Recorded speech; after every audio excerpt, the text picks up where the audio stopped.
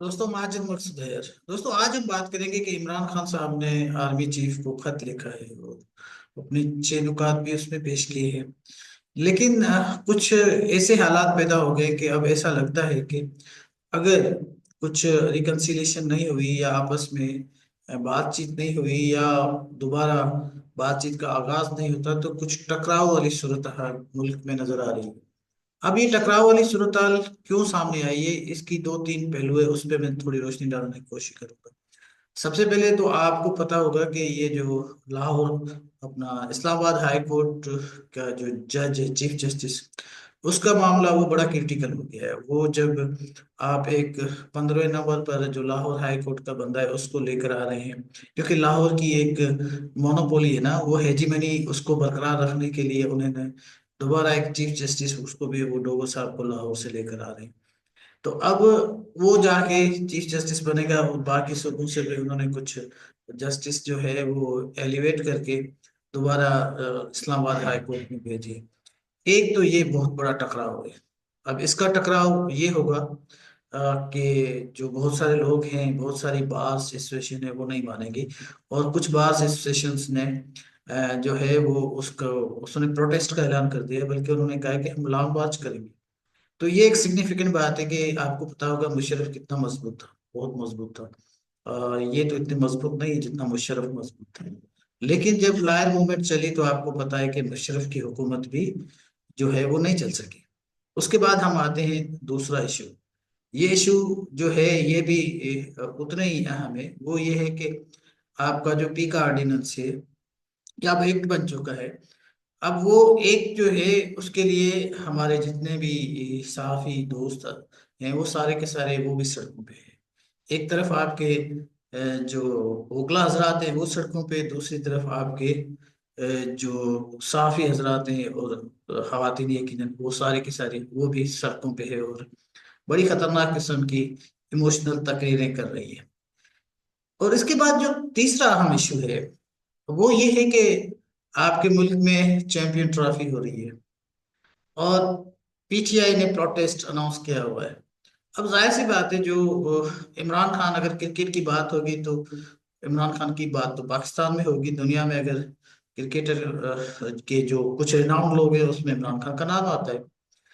तो इमरान खान को आप अनडरमाइन तो नहीं कर सकते, जाहिर सी बात है। वहां पे नारे भी लगेंगे, जिसको हुकूमत की पूरी कोशिश होगी कि वो नारे ना लगे। तो वहां भी कुछ ना कुछ इम्कान है कि टकराव होगा।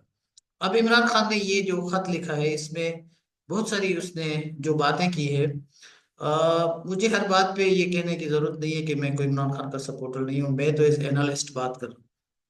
लेकिन उसमें दो तीन बातें जो उसने कही है, उसमें थोड़ा सा वजन है।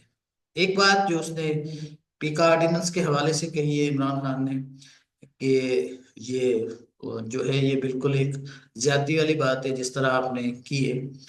उस पे थोड़ा सा थोड़ी सी उस पे नजर आने की जरूरत है जो इमरान खान ने बात की है।